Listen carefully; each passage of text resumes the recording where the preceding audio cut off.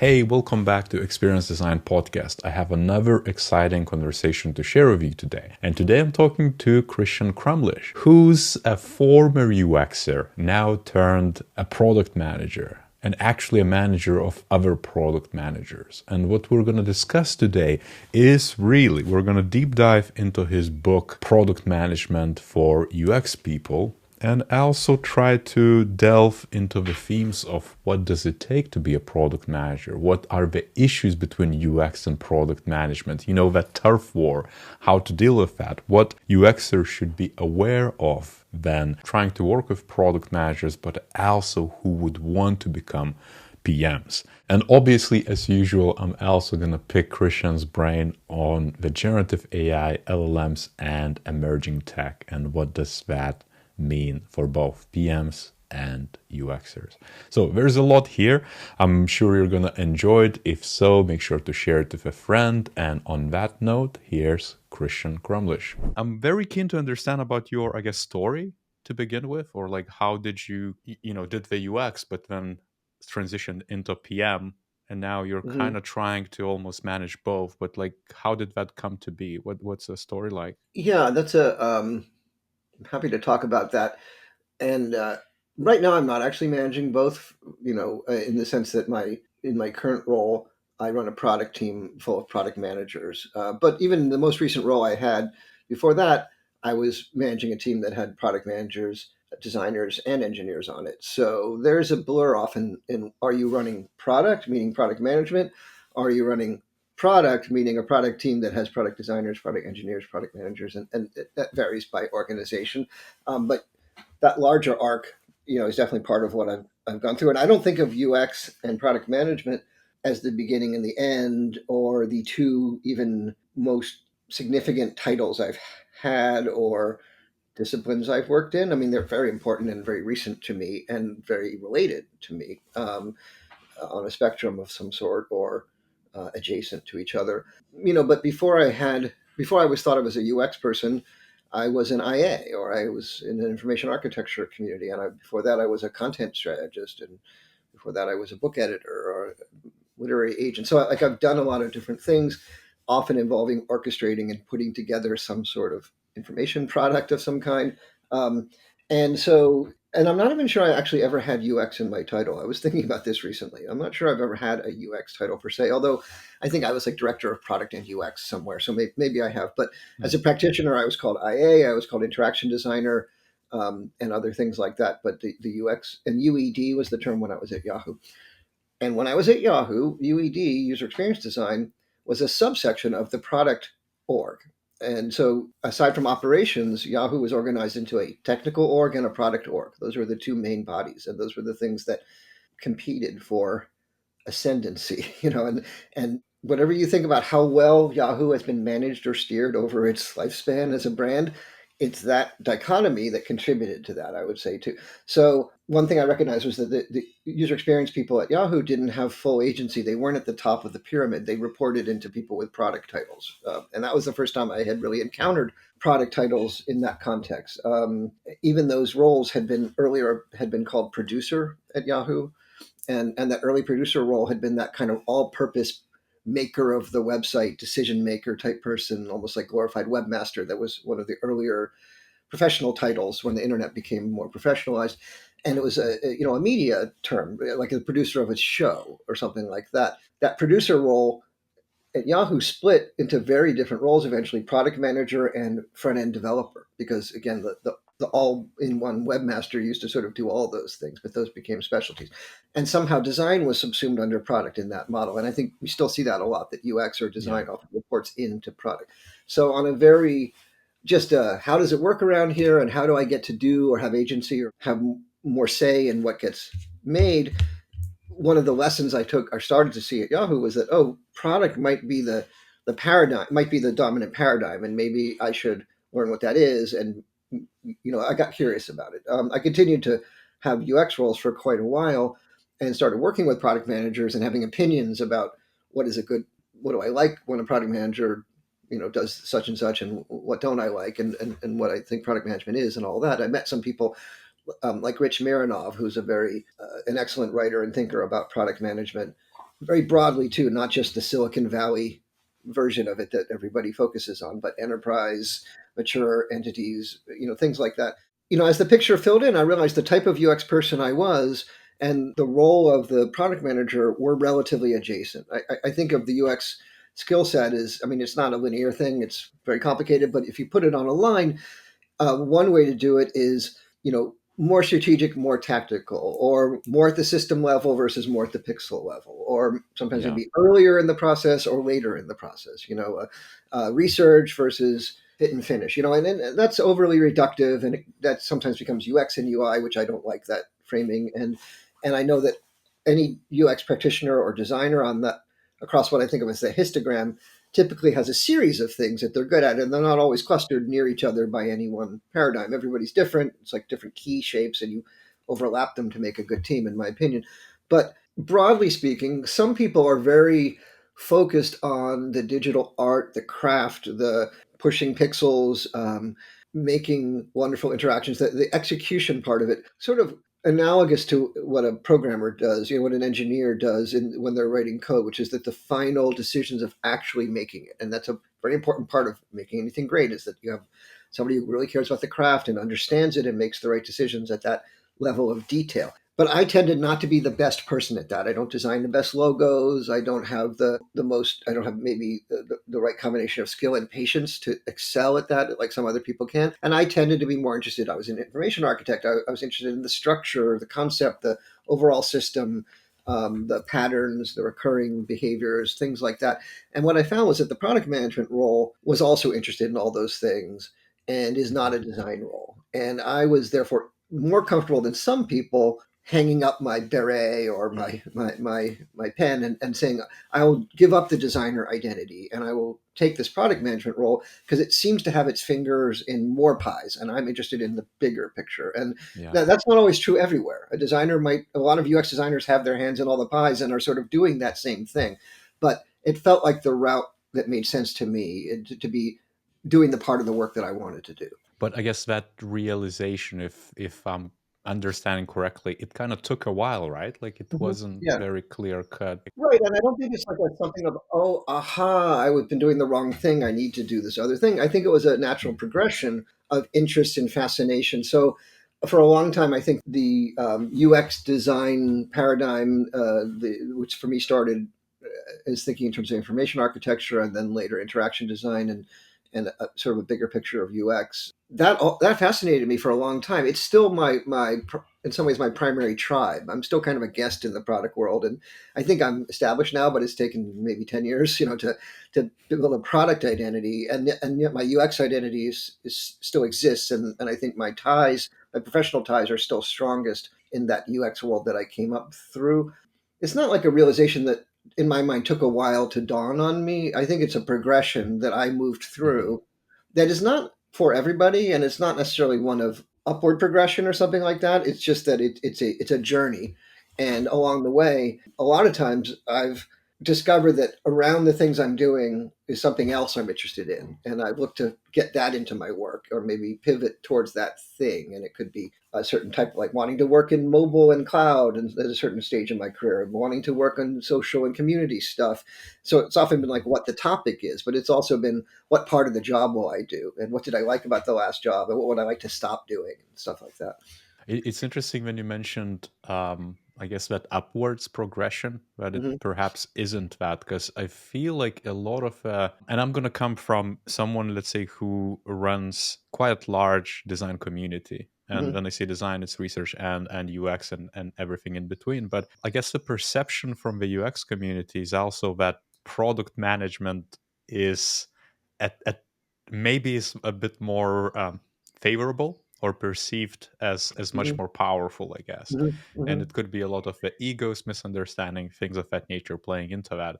But it would be interesting to hear your thoughts, because I feel like Yeah. you're positioning it very adjacent as partnership, Right. which everybody talks about that. But It's a very nuanced question that doesn't have a single answer or a simple answer, but I'm happy to talk about it. I certainly think about it a lot.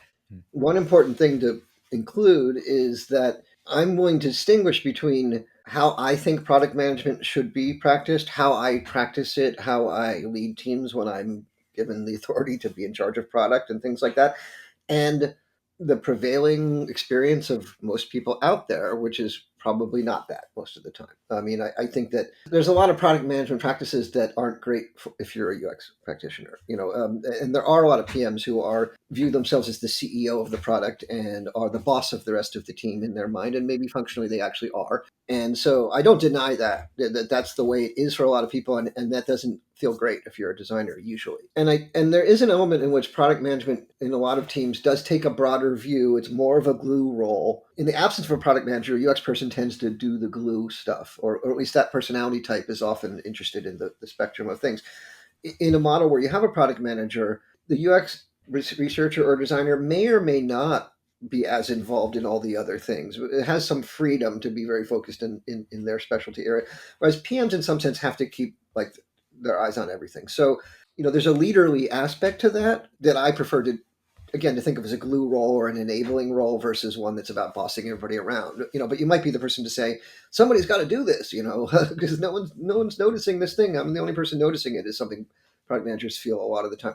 So I think if you're a designer and you're disempowered and the product manager has more power than you, then absolutely, like, it's not equal, and it's probably not. It doesn't feel like the right way to do the work. It's disempowering. The designers maybe not included soon enough, or not allowed to make design decisions, things like that.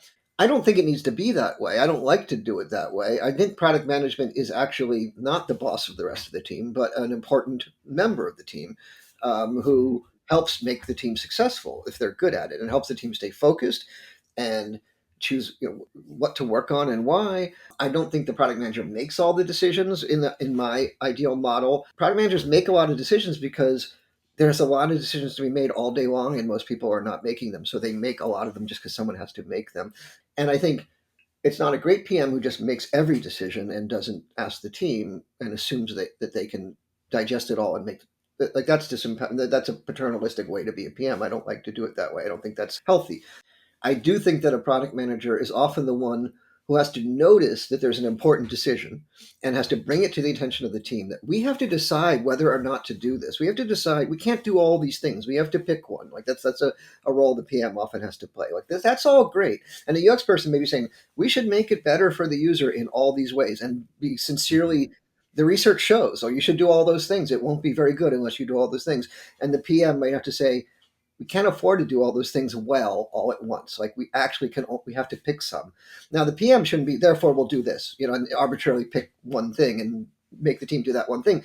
The PM should be helping figure out, is it a design decision? Is it a technical decision? Is it, maybe more of a businessy feasibility or stakeholder management decision?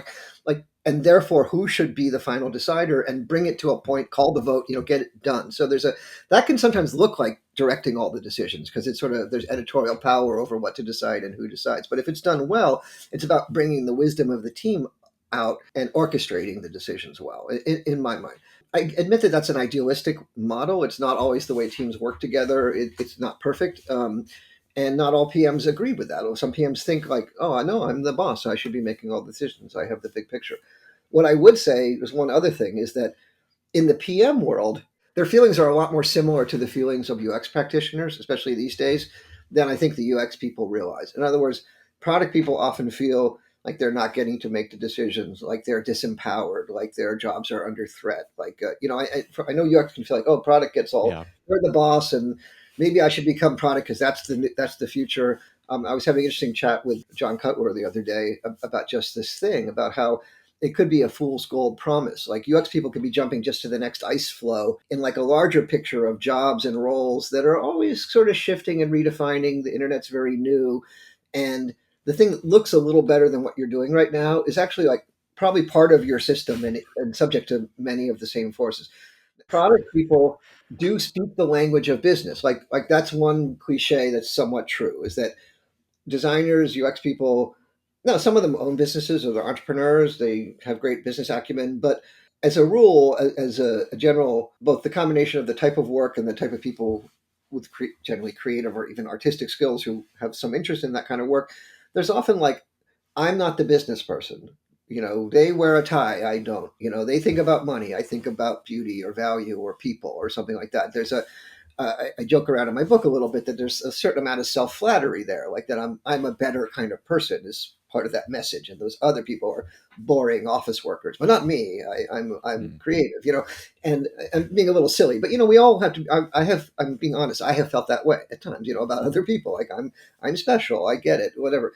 And I think the flip side of that is that product manager's got the shirt with the collar on, and is like maybe went to business school or maybe thinks about how many sales we're going to make or something like that, is speaking the language of the CEO and the boardroom and the chief financial officer, and therefore gets listened to more maybe than the designer who, when they get invited to the boardroom, spend 20 minutes talking about the history of UX and all the methods that they use. And then by the time they get around to like the pitch, people are on their Blackberries, or the modern equivalent, and not really paying attention. And so there's some truth to that stereotype that like the product people have more power, partly because they're more in between people, between the business heads and the making of the software. And so there's a diplomacy, speaking the language thing that does give power to that role. I would argue, I think in my book, I even sort of make this case that UX people can do that. They don't have to become a product manager to learn how to speak to executives or understand the business context of the work. So that's where I think where the nuance is in my mind.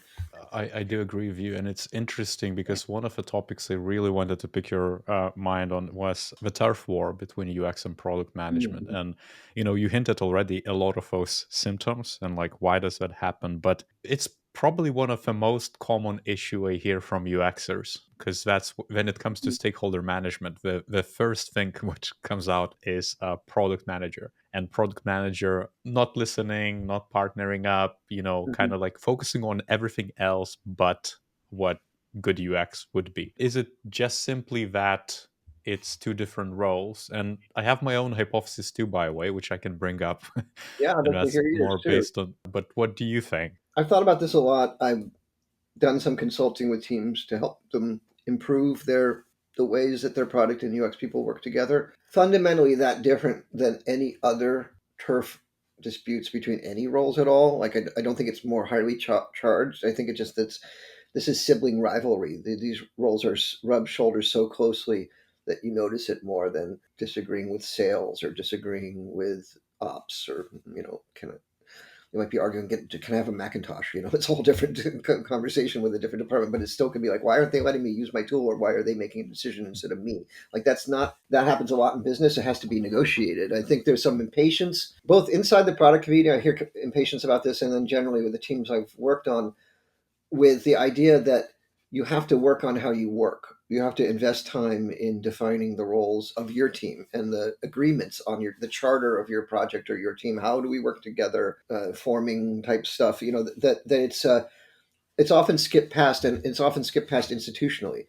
You hire product, you have a product org, you have UX designers, you've hired leaders to hire people. And then when I'm now at this point, you are the CEO. Let's say it's like I'm in charge. I found a company. I build it. I have product people. I have engineers. I have designers. I have researchers. I've got data people, and I haven't laid out like what's our vision of how do these roles work together. I've delegated it to people. They brought in their experience from their other teams. They didn't talk to each other and agree, and now they're hiring in practitioners who are working together and are having trouble. There's a lot of things you can help the individuals do to solve those problems, anticipate them, methods to work through them, and that is often where the consulting starts, because when I've done it, because it's treating the symptoms, or it's treating the immediate pain. Like this, people are arguing, or they can't agree, or they're mad, or they're sad, or whatever it is, they want to quit. But in my mind, and the more I've gone up the hierarchy of leadership, the more I realize that is like I say, a symptom that trickling down from that lack of structure, that lack of definition that's happened at the practice leadership level and at the organizational level. And that there's a habit in tech, and I see it in the number of places I've worked, and I think it comes maybe from the putting startup culture on a pedestal in some ways, which is figure it out. You're smart. You get in a room and figure it out, and a lot can be done that way with smart people figuring it out. But you don't get coherency in like an organization that way. You get a bunch of different things that were figured out and may or may not be the same thing. And as people move from team to team, and it works differently, and they Yeah. bring expectations from the last place they worked, and that worked for them, and they don't know these other people. Don't we had no UX people at my last job. We had no PMs, like, so whatever. So now we didn't do it that way. Well, now these annoying people are doing stuff I used to do. Like, you can predict these things, right? It's not that hard to expect. It shouldn't be a surprise that this is happening to people. I think there's a certain amount of lack of taking responsibility or lack of awareness. I'm calling myself out along with anyone else who's been a leader, because I've been like, why are people having trouble? And how can I counsel them to negotiate these problems? And then eventually I'm like, we didn't give them a guidebook. We didn't have a big speech one day when we said, product and UX in this company are this, and this is what they work on together. And in a pinch, product decides these things, but design gets to decide these things. Like, we didn't give a baseline, that then people could say, well, on our team we feel differently because our UX person's really good at product and blah blah blah. You're like, so it's kind of a meta answer, but I'd say that it's a systemic failure of, to be fair and compassionate to everybody involved, like an emergent, model. There's no recipe book for this. Like, product came from one place, UX came from somewhere else, and guess what? They landed, and it discovers they're holding on to some of the same. They got the bone. Two dogs have the same bone on some issues. They might call it.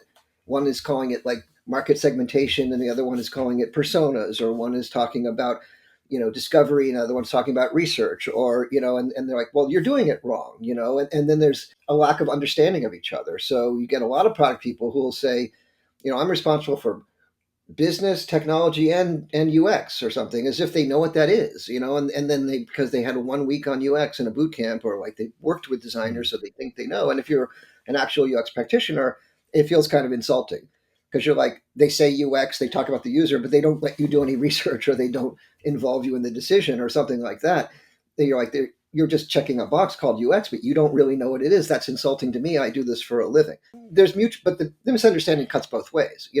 Like, I on and off been doing a conference with the Rosenfeld Media folks called Design in Product, and we did a survey before the last one, and we asked both UX people and product people what their grievances were against each other. What are your biggest complaints? And look, for every 6 or 7 that had a grievance, there was one who was like, I don't know what you're talking about. I work with my UX person, or I work with my PM just great. So you do get these stories of like happy Yeah. teams that have figured it out, maybe because it's a great org, or maybe just because they're a great little team.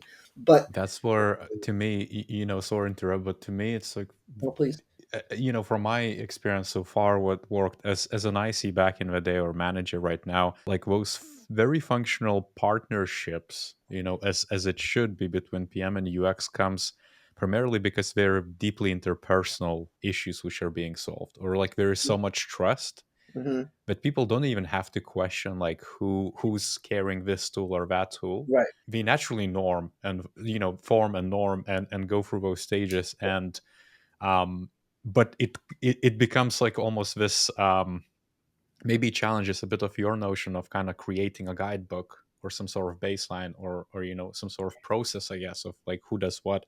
But to me, it's like, it seems like it's deeply individual. Well, yeah, and let's say maybe the best partnerships are deeply interpersonal. That might be a thing about pairing in general as a way of working, but also it's hard to rely on that just happening, right? And that's great when it happens, but it's hard to run an organization based on exceptional people who are able to figure out how to bond with each other, like Mm. and replicate that as a system. I mean, I think that's why I always feel like you need some kind of a baseline. I mean, if people can go beyond that, if they've got it already figured out, they don't need the guidebook, or they don't need the steps to organize your team checklist or something like that.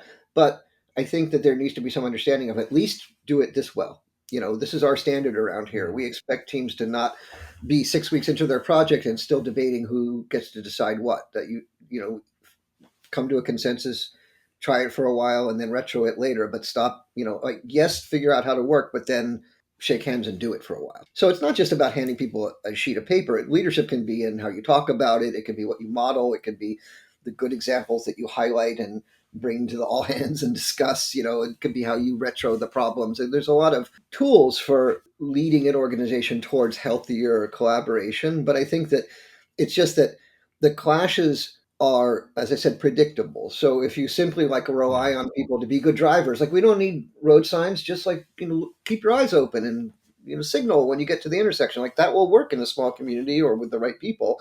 But it probably won't work in a city. When you mentioned, let's say, from from that historical view of like where you started, and Mhm, I think specifically you were mentioned about PMs being a glue, and mhm, sometime someone has to step up if there is no PM. And I remember, a good 10 years ago, there was very few PMs. mhm. It almost didn't exist. UXers would pair up with business analysts and project Right. managers, Yeah. and especially in established organizations, and just plow through a work. They wouldn't have issues. I feel like a lot of those people who come from that era, they, I guess, are the ones who wear the glue and they still want to be the glue. Maybe it's a bit of an issue of that old guard, and old guard being all those UXers who perhaps are sharing, motivating, coaching newly born UX or product design Mhm. people. And the theme kind of like persists, like who is the glue ultimately and to what Yeah. extent. And You need someone to do that glue or orchestration. I think we've all learned, and I do agree that in a model where there weren't any PMs around, that the UX person often did it. I do think that the business analysts were replaced by PM. I think the PMs have taken the essentially that old business analyst seat and kind of not really taken the project management on. And project management often is a problem nowadays because of that model. I would almost say, to try to put it in UX people's terms, you could sort of think of like business analyst is to product management as user interface is to UX, in the sense of like the argument of saying, yeah, I don't just do that thing, I do this whole thing.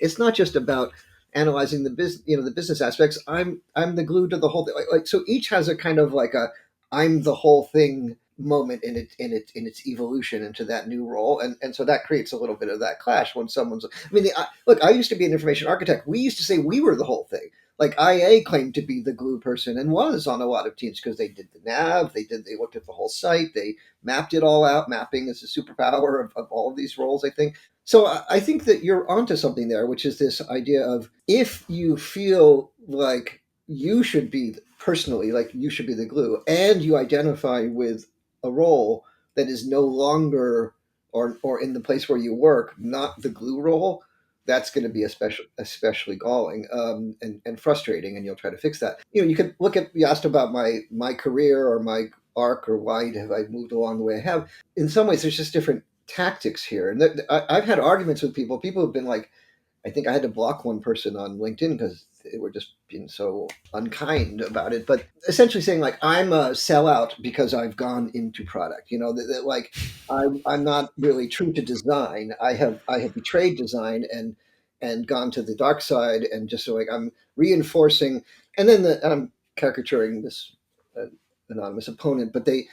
I think their legitimate complaint, or legitimate complaint from that quarter, is product isn't such a great paradigm. Not everything's a product. It's a highly mhm, commercialized way of thinking about things. It's very limiting. Things are actually services and not products. And product is a concept from the industrial age. Like there's a lot of different arguments that poke holes at it and say it's annoying that this is the winning paradigm. User experience is a better way of talking about all of these things and less tied into transactional commerce and broader, and why are we putting ourselves in this box? And I get that argument. My answer was like, I'm just going to become a PM and still have all the same UX values I had before. And in my PM role, if I'm put over UX people, I will uplift them and make them into my peers. And it's like the yeah, inside game. If you're trying to reform something, you can do it from the inside and try to change it, which I guess would be how to describe my, I call smuggling UX into product, is my approach. Or you could try to do the outside game, which is overthrow it and down with product. Everything is service and something X, CX, whatever, DX, some digital experience, like a new thing. Like and I've yeah. had chats with people in the field recently, which is like, are we about to just say like these titles wars are stupid? Let's all like rally around something and just say we're in that, and then we are special. We have our specialties, and again, some of us will write code, and some of us will talk to users, but we'll all stop arguing about my title is the boss title and your title is the drone title or something like that. Yeah, but you can't escape that. I mean, titles are they're never smart. There's always issues with that. I do advise people to wear the titles lightly and not to be too Yeah. attached to them, because I think they change, and you can be doing yourself a disservice by clinging too tightly to a less fashionable title. It's tougher again when it's around something like one's identity as a designer, which is often a stronger connection to a role than a lot of other jobs have. I think like Yeah. my dad was a I feel salesperson. like I don't think he it's identified as a salesperson in his heart, but a lot of designers identify as yeah. designers in their heart. I feel like it's still like I'm with you, but in a way, to me, it's still very self-limiting, because even the advice I give, this is super tactical, but a lot of the people come to me with seeking general advice and like saying, "Hey, I'm a senior UXer, let's say, and I'm doing a lot of leadership traits and leadership type of activities." And to me, it's already positioning yourself as a leader, let's say, and that kind of pushes that title and Mhm, limits yourself too, in a way. If you're just going to call yourself senior UXer, then you kind of defeat that those all that hard work you're doing, and as mhm, such, mhm. what you actually do within the role matters so much more.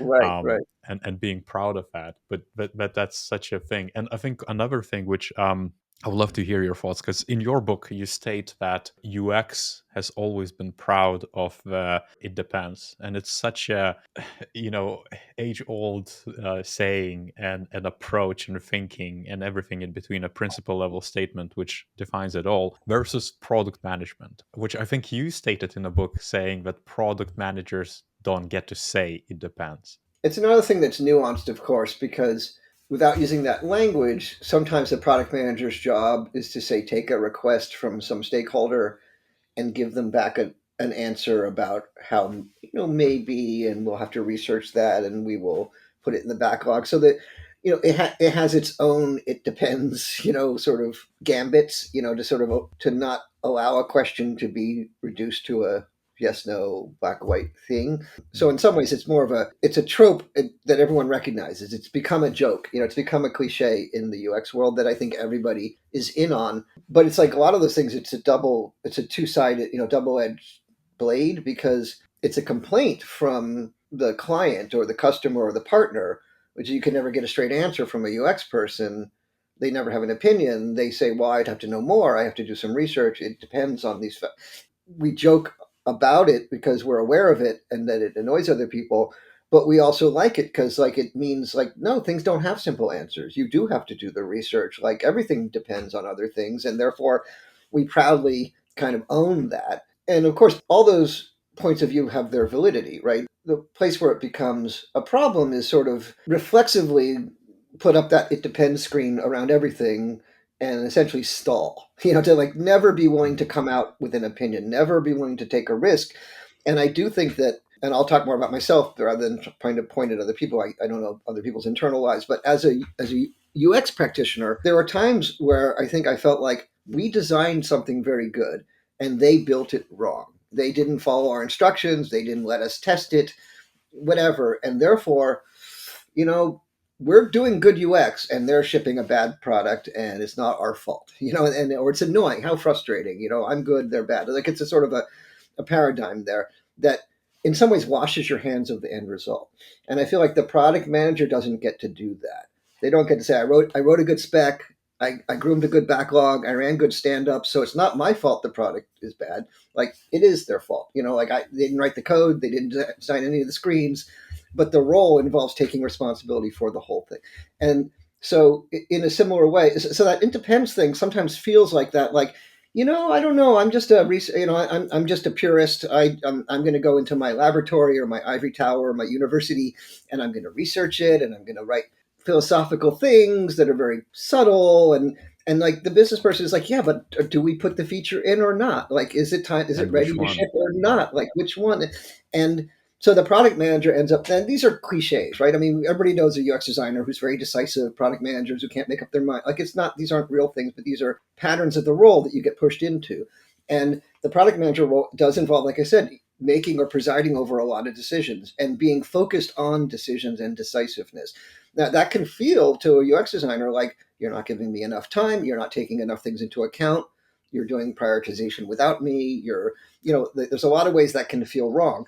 And this goes back to like when I mentioned earlier, the surveying both roles and asking them about their complaints. There's mirror image complaints that are two ways of describing the same problem, and the product people might be that, the UX people just endlessly want to do research. They never, they always want more time. They never want to come to a conclusion.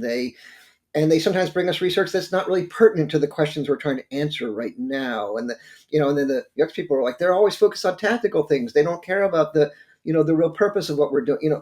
And again, these are not right or wrong. These are different ends of the telescope, just describing. The ant is gigantic. No, it's tiny. Like something like that. So there's a separation of concerns there. That's probably okay. Like I think it's fine. I actually like that UX people can be a little bit purist and idealistic. If they don't want to be the glue person in charge of everything, they can really be like the champion of the human being. Like they can be that usability, user experience, human centered, plain language. They can be the person in the room who's just fighting that fight, and they'll win some and lose some, and they'll be sad when they lose, but at least they can like stay pure and have a very clear point of view if they're willing to make that point of view clear and not be like, man, I'm trying to compromise. The product manager then has to be like the naughty person who's like, we're not going to do all the nice things. We have to do only the ones we can afford, and that can be a good way to separate out the roles. When I had both jobs and was in charge of product and UX, that was very hard for me because I couldn't get an honest, no one would fight back. Like I was still trying to be a good UX person, but I was really a product person. I knew I had to make the decision. I felt Yeah. like I need a tougher person to tell me, no, this is the one we have to do anyway. But So healthy tension can really be a good thing if you agree that yeah. these are our roles and that's not demeaning to you that I own this part and vice versa. How do you yourself balance it out? Because I'm sure Christian, who's former UXer, probably has that it depends. In on one shoulder, and No. on the other shoulder, you have a PM who's maybe a bit more pragmatic and can sort out that uncertainty quickly. Yeah. But like, how do you balance that? I didn't really like that. I mean, I didn't like being in that position for that reason. And I think I tried to be conscious of that and thoughtful about like what hat I was wearing when. And I've described it before as like playing chess against myself. I tried to play both parts, but it's sort of hard. The next move the other person's going to do. It's really all you. So it's a bit of a thought experiment. I felt like it was inadequate. I felt the lack of that like healthy tension of someone. I'm a pushover. I can convince me. It's too easy. And I think so. Part of what I tried to do, like for instance, when I was director of product and UX at a startup, was I looked really hard. I made the case for us to hire a head of UX, and I looked really hard to find somebody. And then I tried to elevate that person. They weren't really going to be my peer. I had hired them, but I tried to like empower them to really own UX as opposed to me and delegate that to them. I'm not much of a practitioner anymore. I'm more of a leader now, and therefore I'm not really doing any of the jobs. I am more of that kind of product person who often is running the whole team, including having UX people and product people reporting, product managers reporting to me. And then I'm hands off about either specialty. I mean, maybe I'm still going to coach the product manager maybe a little bit more because I'm product identified at this point. With the UX people, I often very clearly say, like, I used to be a UX designer. I'm like a retired UX designer. So I can talk to you about the concepts, but like I'm out of date. I'm not Mm. like current. So like if I ever mention a specific we could do it this way, I'm just giving an example. I'm not trying to do the solution with like I very clearly try to go like I'm not the designer. I'm not going to hover over your shoulder and be your art director or something like that. In a pinch, I could be at the startup. That's how I thought of myself is like I'm something like an art director or a well-informed client of the design team. Like I could give them a brief. I can accept the design or give feedback on it. I can tell them considerations that the design why it doesn't meet some need of mine, but I shouldn't say make it more blue, move the button up, let's have two screens instead of one. Like they should be coming up with the design solutions, needs and goals that I'm being very clear about and helping them achieve. So I feel like there's a way to do that where you don't where you're coordinating and directing product managers and designers and but not sort of doing either of their jobs or sort of like grabbing their hand, grabbing the pen and, making it go a certain way.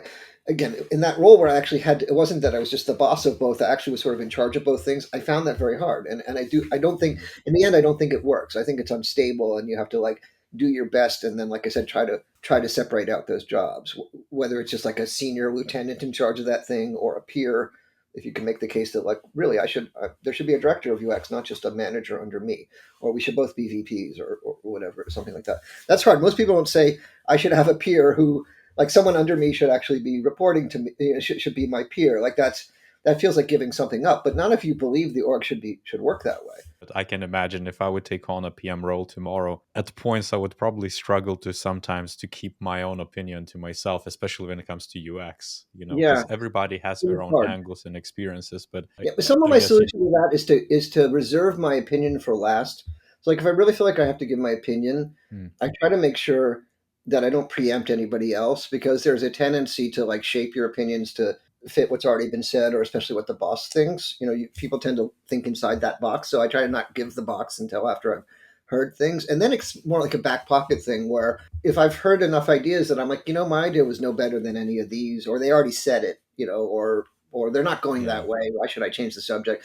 But if all the ideas have come up and I'm like, I can't believe none of you mentioned this. What about this? And they're like, oh yeah, so it's like you can still contribute, but in this way that doesn't bigfoot the conversation. Is like the old time UXer. We did it this way. Do it my way.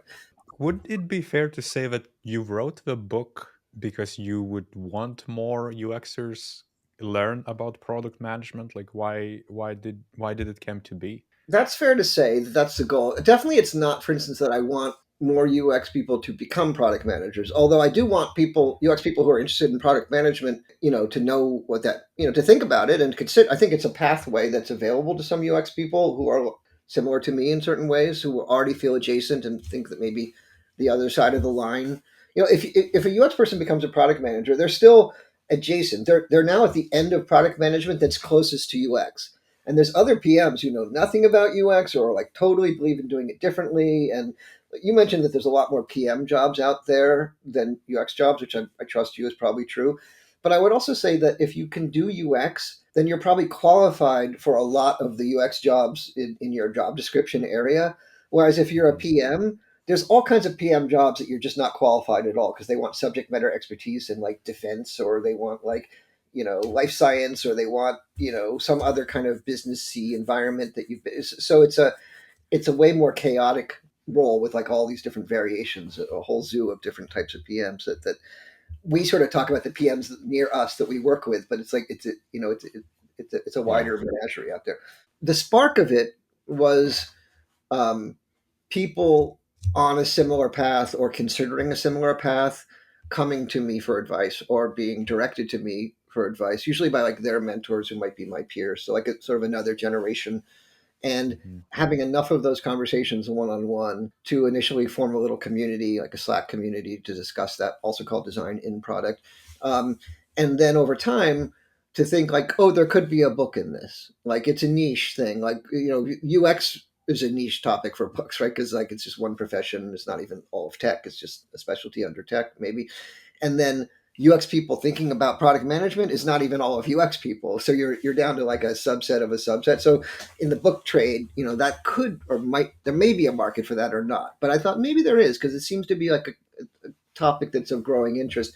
And then because I had this community, I had the luxury, which I haven't had in other books I've written, of writing the book amidst the community, sharing early drafts with the community, getting their input in a friendly, interested environment. And that made it much less lonely, and I got a lot more support than the book Mhm. writing process typically is. So that kept me going, and also connecting with Rosenfeld Media, Lou over there, and working on the idea with him, and through their proposal process to sort of find like, is there really a book here? Do we really think that people want to know about this?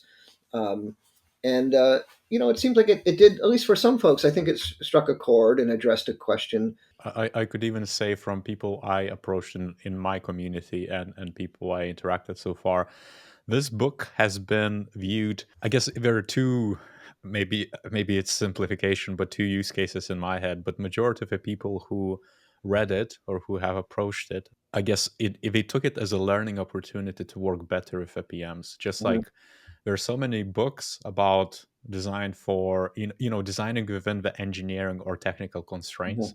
mhm, Why not to have design within PM constraints, or even like it almost opens more use cases of books in business because design is embedded. But the second use case would be, I guess, a bit smaller. It would be actual people who would want to transition to PMs, and especially now, mhm, mhm. um, because as I mentioned before, there are so many openings in product, but right now the product openings are all focused on AI, which I also want to hear your thoughts about it, because there is a boom of very tech centric, very technical PM roles, and there's less roles in UX. And I feel like people maybe think, oh, what else could I do?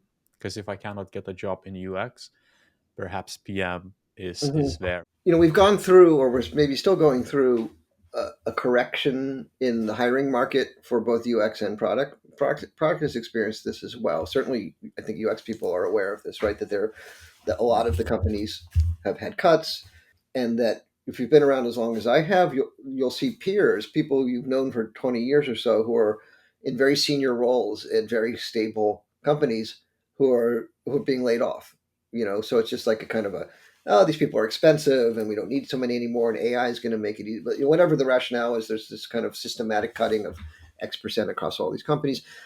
There's also people who argue, like, if you look at the hiring curve for UX roles or product roles over the last, say, 10 years or something, they were on a trend, and then the COVID pandemic happened, and it super powered a lot of online work, and seemed to be like, oh, like the dot-com boom. Everyone's on the internet now, lots more jobs. So there's a steep upturn in the curve. Now you see this correction, and which is significant and affecting people's real lives and possibly ending certain people's careers if they're a certain age and it's hard to get that next job now or whatever, or at least setting some people back and hurting their earning potential maybe for the rest of their. I mean, it's a real thing, really hurting people. And yet there's more jobs now. If you look at that curve, it's still higher than it was before that uptick. It's a correction, and it's probably still going to continue. I mean, there was going to be more digital stuff. There's going to be more jobs. Some people will get left behind, so that part is sad. However, I'd also say that this Gen AI, large language model version of AI that's taken the world by storm right now, is another one of those spikes. So sure, there's lots of jobs in that area, and some people are going to jump on that train, and it's going to be the booster that gets them going, and they'll get out before it collapses and be onto their new job. And it definitely, those updrafts do suck some people up, but it's also going to have its own correction when, like, sprinkling Gen Yeah.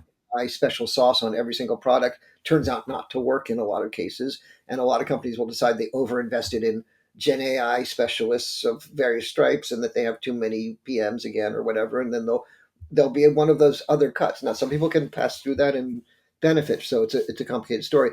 The idea of the book was that that people should understand product management. They should know what it's about if they're thinking of getting into it. But certainly, if you're going to work with product managers or on product teams, it behooves UX people to speak that language and understand it and really think about those considerations. Like, I argue that the design materials of user experience, they're not the clay of it. It should include things like the business considerations, because those are constraints. And this isn't art. This is design. Design is a matter of solving, problems, are sort of using artistic methods within real constraints. So it's like a Yeah. remodeling a bathroom. It's not like, what if I could build the perfect bathroom with infinite money on an infinite plane? It would have saunas and like jacuzzis, whatever. But it's like, really, there's an existing bathroom here with some water lines into it and existing dimensions. If we gut it and put it back in, like that's an interesting problem, right? I mean, I remember an architect friend of mine years ago saying that was his favorite kind of project, because it's like, how do you make those constraints work? And then we've got to make money. It's like another one of those kinds of constraints. And I think that, the opposite side of the UX designer in the ivory tower just being a purist is the UX designer, like, working, like you suggested in another example, like really in a close partnership with a product person to design the right thing that really succeeds and does do good business at the same time that it makes a great experience. Like, I would never say become a product manager, because that's where you're going to have more job opportunities in the future. It's just not that simple. I also have had some thoughts about that, about potential moves as well. But it's also easier said than done, because you have to consider a lot, you have to upskill a lot. And I think also it doesn't, to me personally, again, maybe you're going to disagree, but I don't think that solves the root issue, which of which designers are so frustrated about. I think it usually comes down to power, or all taking all that rich user needs and all that insight and then making something out of it. Like, Mhm. there's always that kind of thinking that, okay, if I gonna go to PM role or any other role, I'm actually gonna be listened to. Really, the reality is that your role is gonna be very different. Like, you're not gonna be like Right. you basically going to be abstracted from all that UX stuff, or Yep. you have to be, unless you again going to be hybridizing your role between PM and UX. But in that case, you're going to run out of time to do Right. justice for anything. It's like one of those fairy tale or fantasy parables about power. In the seeking of power, going on the quest, it changes you. You by the time you get the thing, you're a different person. Because of the experience that you had getting there. And we talk about designers and UX people have talked. My whole career, I've talked about getting a seat at the table, the proverbial seat. At that table, the round table of the knights of King We're Arthur. still talking about it. Yeah, exactly. Becoming a product manager is one of the in the game of getting a seat at the table. That's one of the cards that sometimes, oh, that's I'll get the product manager's seat, or other people like, no, we need a seat next to the or instead of the product manager and with the product manager, something like that. And one of the things I found is that by the time you're sitting at that table, if you're the head of UX and they put the head of the UX at the table, wherever this mythical table is, conference room, and there's a head of product and that person is also at the table, you're sitting right next to each other and you have more in common than anybody else at that table, and you're talking about mostly the same things. Even though you've got different specialists on your team, you're deciding those leadership decisions. So by the time you're at the table, you're a business person or you're a leader of a company, not just a designer or a UX practitioner or a leader of a design practice or something like that. You might do both. You're in the leadership team and you're also running your design team. So you speak to those concerns, you represent your team, and yet you're bought into your first team is the leadership team in that model. So you lose something, right? You lose the purity of the warrior on the field. You're the general. You're I don't like war metaphors. I don't know why I thought of that, but it's an identity. It's another kind of identity shift. I'm not the Figma person anymore. I'm not the one doing the craft, and yet that part of where I get my self esteem from is that I'm creative and I make images, or whatever the version of design that one has. To be like, well, now I'm a person in meetings who makes hiring decisions, like can feel like I've become a different person. You can also feel like, no, I'm making the space for great design. I'm making the argument for it. I'm fighting for that in the larger conversation. So it's both at once, but it is a different. You've moved yourself in between, where you were and the other thing in order to relate to it better. And this is maybe a random example, but people who tend to be eventually very organizationally minded, and let's say they went to leadership roles, maybe were head of UX, often struggle to find IC roles because of that, because they get so disconnected from actual craft, even if they might be involved day to day or brush with shoulders with actual IC designers. It's the work actually and focus is very different. So that's something Yeah. which I think people should be aware of, if And I think that anything. cuts across both of these, kind of professions, that when a product manager becomes a director of product, head of product, VP of product, something like that, there's often a similar moment where you start to wonder, am I still a good PM anymore? Could I still do it? Part of you is glad you don't have to groom the backlog or do, that you're just leading people and, helping them do a good job. So that's, that's something. But I think we all have that desire of like, but I'm still good. I could still do it. Put me in and I'll show you Mm. something, you young folks, I still got it. Like there's a emotion there that I think a lot of people, I often, to take a field that I'm not in at all, but I think is sort of an analogy people can relate to maybe, is that there's the ballet dancer whose knees and ankles are not so good anymore, and maybe some of them become a choreographer, and some can't because they can't watch young people dance the way they used to be able to. All it reminds them of is like that like skill they lost, and that sort of that youthful, when everything seemed possible kind of way of doing, creative work and stuff like that.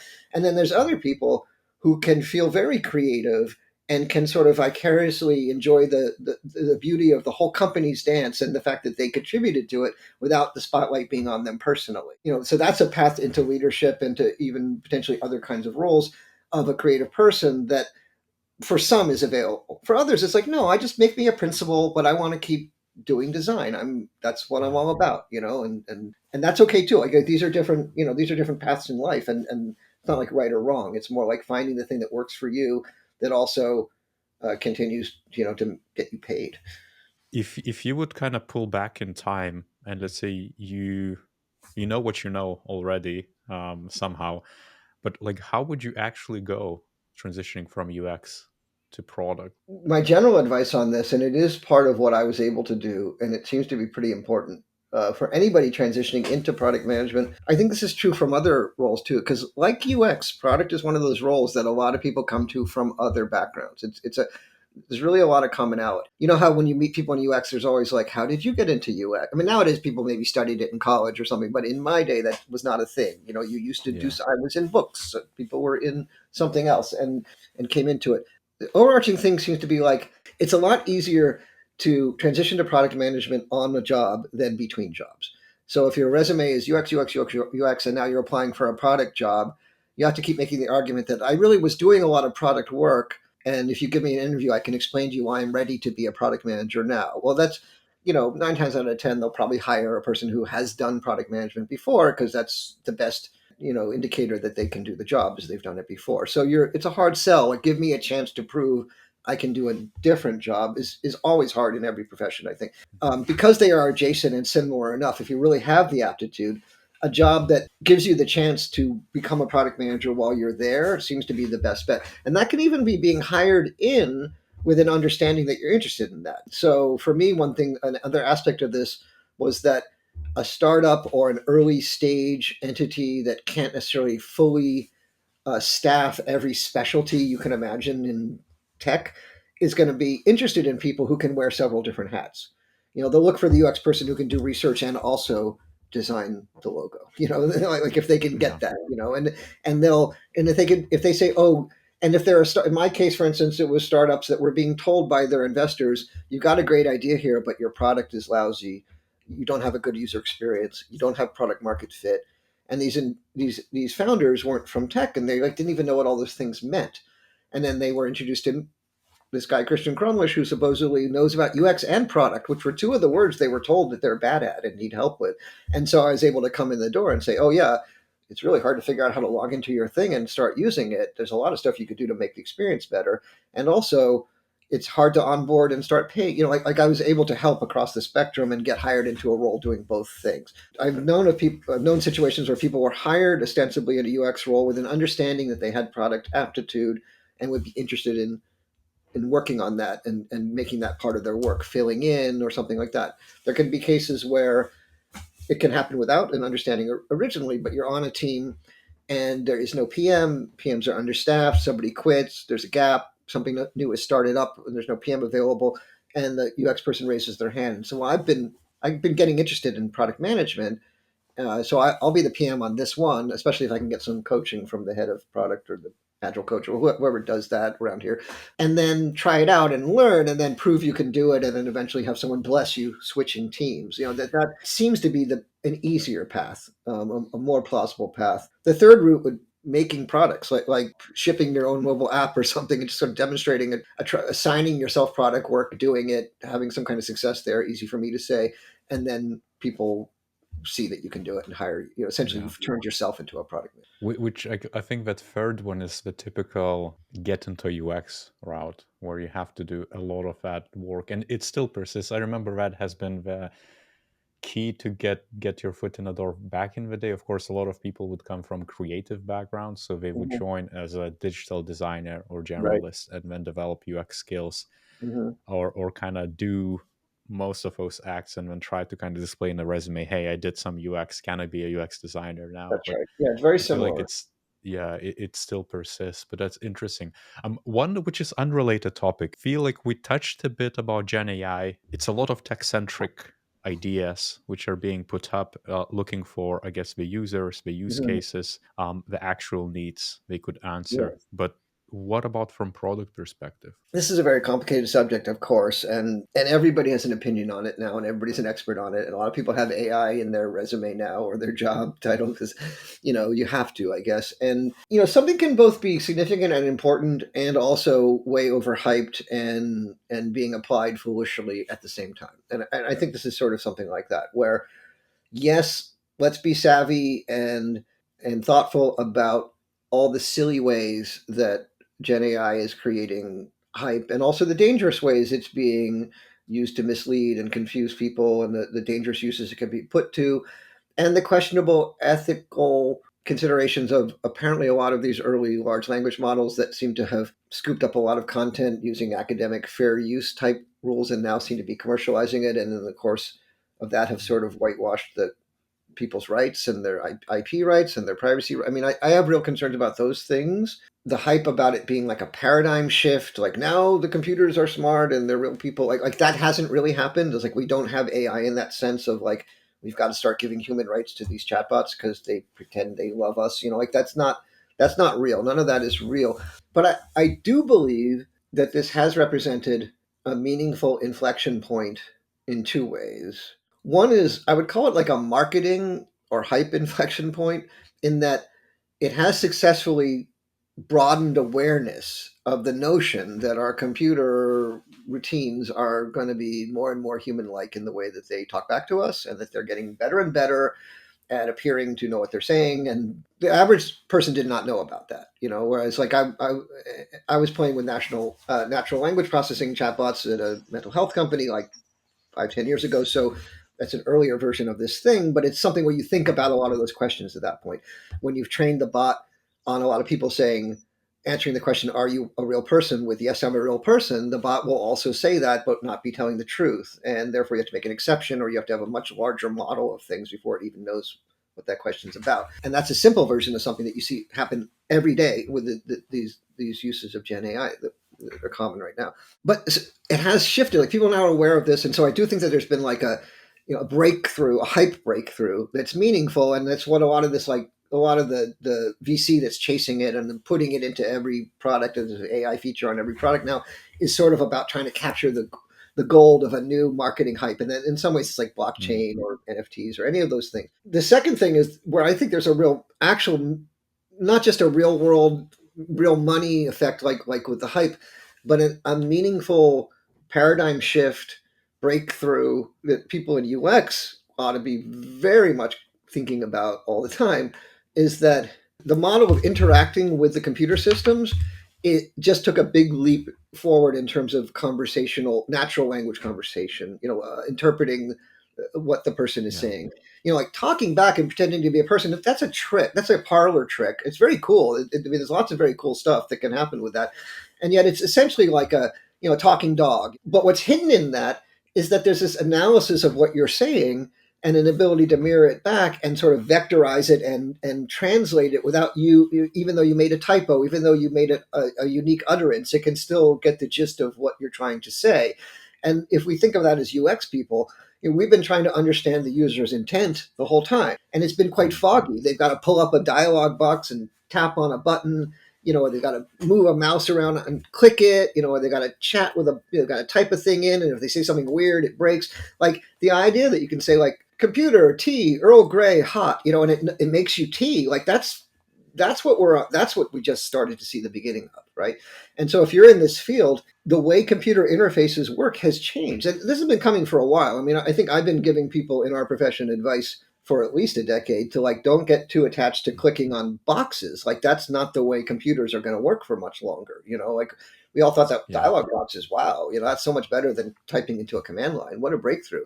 And then it was like, we're going to have 3D virtual spaces or some ridiculous thing. But no, what we're going to have is the stuff we've been seeing on Star Trek our whole lives. We're going to have just like talking, just like saying, hey, Siri. I'm Siri. Oh, shut up. Think you've got the wrong... We got to think about that because it's going to change all the interfaces, and not because we're going to have like an AI chatbot helping us do everything, but it's because we're going to start just talking to our software, and the whole game of like drawing a lot of screens and having a lot of mapped out dialogues is was already, the conversational chatbot stuff was already making that go away, but now it's like clearly that's going to change. The other thing about another element of all of this, and I would strongly recommend if anyone listening who doesn't already know about or follow Jorge Arango, who's an information architect, has a newsletter called Informaction, like information with a C in the middle of it.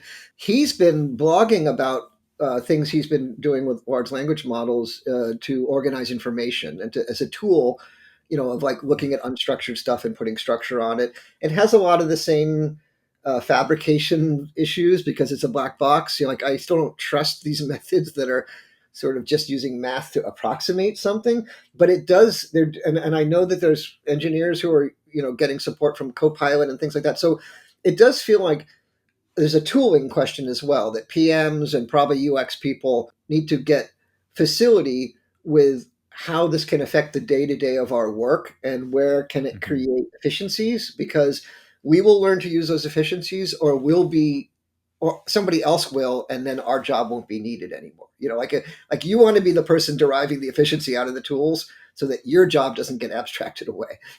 We always have to be curious about the new tools. If you're like, I love my Photoshop, I'm not interested in Sketch or Figma, like you'd be harder and harder to work with other people after a while. So in some sense, you have to be aware that this is now something that a lot of people are experimenting with, and it's going to show up in between as part of a lot of processes, as a step, as a sort of partial step in a lot of things.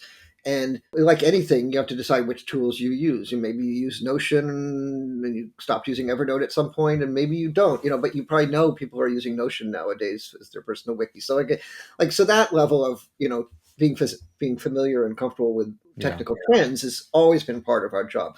I agree that suddenly everybody becoming a Gen AI specialist and pivoting on that is probably, overdoing it. And then the other thing is like that idea of like, if you're a startup-y person, and to some extent maybe a product manager looking to create products, there's a lot of people who are obviously trying to think like, this is a new paradigm, how can we put it in our product? And that's that tech in search of solutions that nobody in UX likes, and everybody can see the flaws with that. But the thing is, it's also like the millions of monkeys typing, that like that process sort of works. It wastes a lot of people's time, but some random person out there does something really cool and actually does create a product, and we start using it. So that will be happening too. I wouldn't invite people to jump into that unless they really think they've got the breakthrough idea. I'd be more like attentive to what is it changing, and what is it, so what's it abstracting out? Not just the personal thing of my job being abstracted out, but which of the things I do day to day is not a good use of my time anymore. Like I don't do double book accounting on paper anymore, because spreadsheets, they redo the math every time you change the number. I have to like use whiteout and get my calculator out and change the number on the paper. That's like that old method really went away because there was a better, slightly more abstracted method that a computer could help with. I think Gen AI is just another lens, another flavor of that kind of potential way to. Certainly. And I would say it's really LLM. Gen AI is like, generating stuff, which is a specific use of it. I think large language models and the math around that, that's the actual technology that just went up a level. That's where we have to think like IAs, like content people, like linguists, like what's going on with language right now and how is that affecting our work? Because that's really, yes, it's also pictures and things, but these pictures are being described. They're using descriptions. It's still pivoting around language, all this stuff. There's a lot of themes which people can take out of this episode.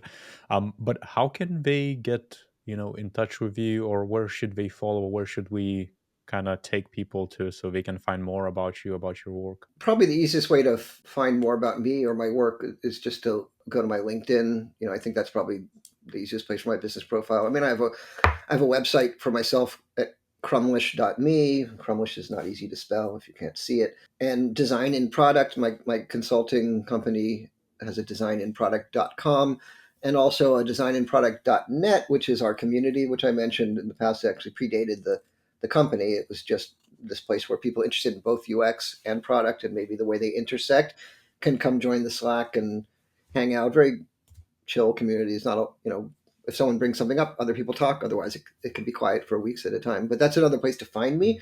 And then, you can DM me and chat with me or something like that if you join that community. Always welcome. I'm happy, as you can tell, happy to geek out about these subjects anytime. Yeah, amazing. Well, awesome to talk to you, Christian, and thank you so much. Great questions. Really good conversation.